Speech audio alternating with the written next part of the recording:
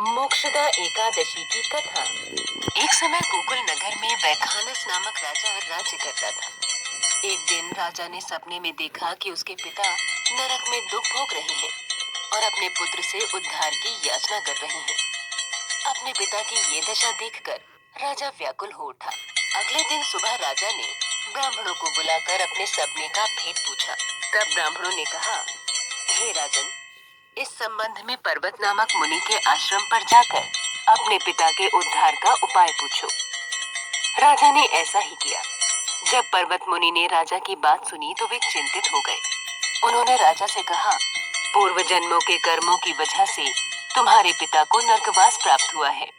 अब तुम मोक्षदा एकादशी का व्रत करो और उसका फल अपने पिता को अर्पण करो, तो उनकी मुक्ति हो सकती है।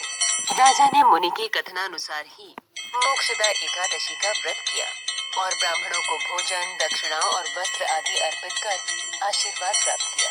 इसके बाद व्रत के प्रभाव से राजा के पिता को मोक्ष की प्राप्ति हुई। मोक्षदा एकादशी व्रत विधि।